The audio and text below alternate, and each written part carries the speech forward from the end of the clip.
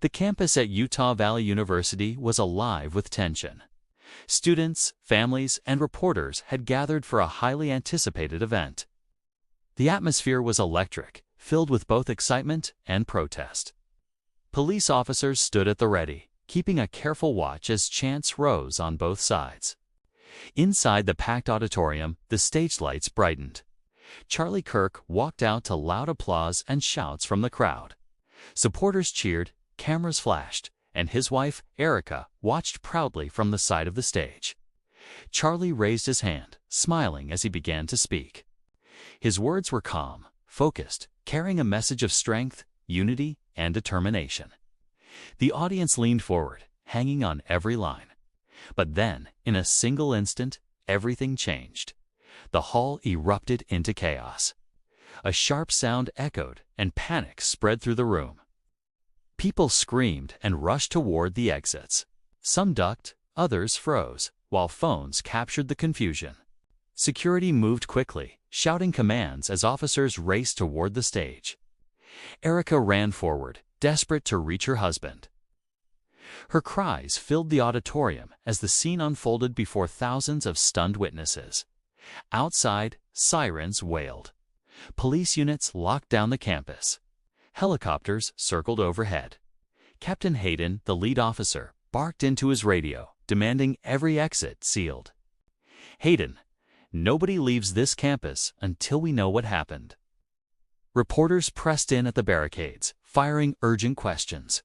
Reporter 1, is this an act of terrorism? Reporter 2, was it politically motivated? Hayden, all possibilities are being investigated. At a newsroom across town, journalist Ali sat frozen, replaying shaky livestream footage again and again. His instincts told him this was not random. Someone had orchestrated it. Someone wanted this chaos. Meanwhile, grief fell heavy on Erica. In her home, the weight of silence was unbearable.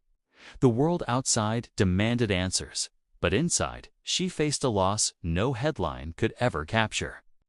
Behind the scenes, investigators worked day and night. Maps, photos, and digital footprints covered the desks at police headquarters. Officers followed every lead, determined to uncover the truth. And yet, in a quiet motel room, far from the spotlight, the figure behind it all sat alone, typing a chilling message into the glow of a laptop. Mission complete.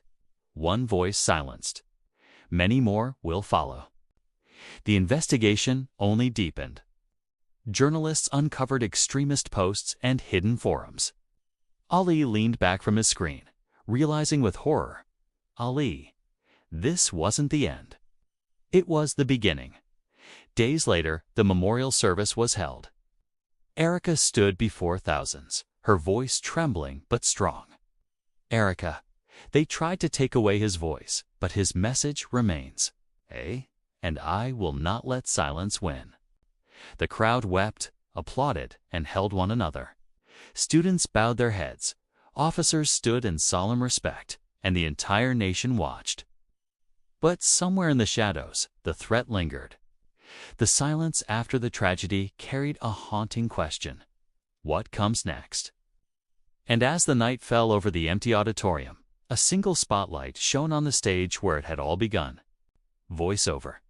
When voices are silenced by tragedy, a nation must decide what it will listen to next.